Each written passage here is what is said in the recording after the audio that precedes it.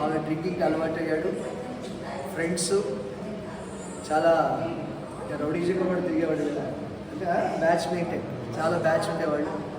శ్రీనివాస్ అటువంటి బాబు ఒకనొక రోజున మరి అదంతా లివర్ పాడైపోయింది అన్నారు. రెండు కిడ్నీలు డ్యామేజ్ అయిపోయినాయి అన్నారు. లివర్ పాడైపోయింది, పూర్తిగా కొలాప్స్ అయిపోయింది అన్నారు. గ్లాస్ నీళ్లు కూడా లోపలికి వెళ్ళలేని పరిస్థితిలో బాబు చాలా వేదన పడ్డాడు. అంతకుముందు ఒక రోజు జ్వరంతో, అంతకుముందు కొన్ని సంవత్సరాల క్రితం జ్వరంతో బాధపడుతుండగా మన దగ్గరికి వీళ్ళ అక్కగారు తీసుకెళ్ళ ఆ పాప తీసుకుని వచ్చారు. తీసుకొస్తే ప్రభు పేరున ప్రార్థన చేస్తుండగా పడిపోయాడు కదా. ప్రభు స్వస్థపరిచేటప్పుడు అప్పుడు కొంత నమ్మకం ప్రభువుతో కలిగింది. మన మాట వినడం, మన లైన్లో ఉండడు, అంతా బ్యాచ్ మెయింటైన్ వ్యవహారితం. కానీ ఎప్పుడైతే ఆ లివర్ పాడైపోయిందో, ఆ 2 కిడ్నీలు డ్యామేజ్ అయినాయో, అతను చాలా బలహీన పరిస్థితిలో ఈ మందిరానికి వచ్చాడు. ఇక్కడికే వచ్చాడు కదా, ఇక్కడికే వచ్చాడు.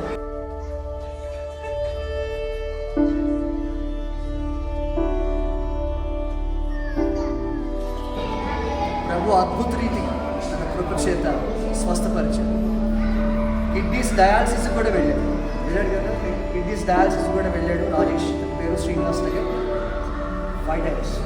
ఎంత భయంకరమైన పరిస్థితి, చావు బ్రతుకుల మధ్య. ఇక్కడ మాకు వైద్యం లేదు, తీసుకెళ్ళిపోండి అని వరంగల్ కేజీహెచ్ హైదరాబాద్ ఉస్మానియాకి రాశారు. దేవుడు అద్భుత రీతిగా మళ్ళీ కుమారుని బలవంతుడిగా, ఆరోగ్యవంతుడిగా చేశాడు. ఇప్పుడు యేసే క్రీస్తు, ఆయన గొప్పవాడు, ప్రభు నన్ను బ్రతికించాడని సాక్ష్యం ఇస్తున్నావు. నిన్ను స్వస్థపరిచింది ఎవరు? నీకు మంచి ఆరోగ్యం ఇచ్చింది ఎవరు?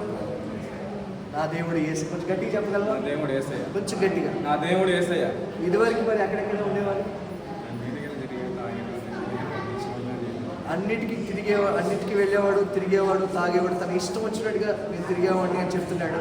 కానీ ఈ రోజున తన మంచి ఆరోగ్యవంతుడిగా చక్కటి, ఇప్పుడు తాగుతున్నావా? ఇప్పుడు తాగట్లేదు. ఇప్పుడు ఫ్రెండ్స్, బ్యాచ్లు, గొడవలు ఏమీ లేవు.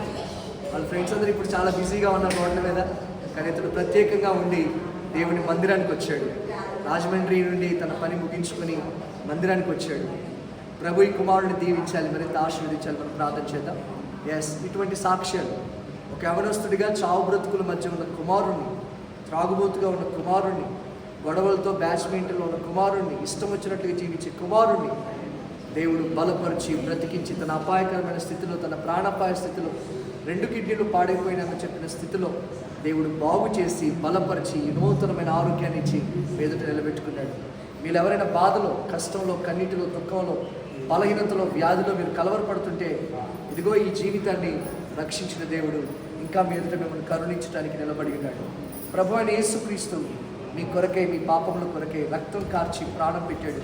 ఆయన మృతులు లేడు, సజీవుడిగా ఉన్నాడు. ఆయన నామమందు విశ్వాసించు ప్రతివాడు మరణములో నుండి జీవంలోనికి దాటిపోయేవాడు. అటువంటి గొప్ప రక్షణ మీరు కూడా పొందుకోగలరు. ప్రార్థన చేస్తారా నాతో పాటు?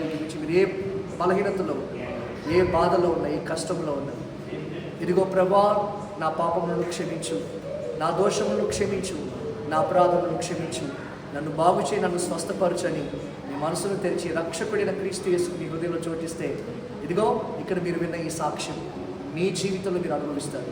ప్రభు యేసు క్రీస్తు శక్తిగల నామములో అతి కృప మీకు కలుగునుగాక. మిమ్మల్ని వేధిస్తున్న ప్రతి బలహీనత, ప్రతి వ్యాధి, ప్రతి రుగ్మత, ప్రతి పాప బంధకములు యేసు క్రీస్తు శక్తిగల నామములో అవి తెచ్చివేయబడునుగాక. ప్రభు కృపలో మీరు స్వస్థత నొందురుగాక, క్షమించబడుదురుగాక, విడుదల పొందుదురుగాక. యేసు నామములో ఆమేన్. అలాగే ప్రభు కొరకు నమ్మకంగా నువ్వు జీవిస్తావా? మళ్ళీ నీకు హానికరమైన లోకంలోకి వెళ్తావా? ప్రభు ఈ కుమారుని ఆశీర్వదించండి, నీ సాక్షిని నిలబెట్టండి, నీ గొప్ప రక్షణతో అలంకరించండి. ప్రభు యేసు క్రీస్తు నామమున విశ్వాసం ఉంచిన వాడు నిత్య జీవం గలవాడిని సెలవించిన ప్రకారం ఆ నీతిని బిడ్డ పొందునుగాక, దుష్టుని నుండి నువ్వు కాపాడుదురుగాక. యేసు నామములో ప్రార్థిస్తున్నాం. God bless you. God bless you. God bless you all.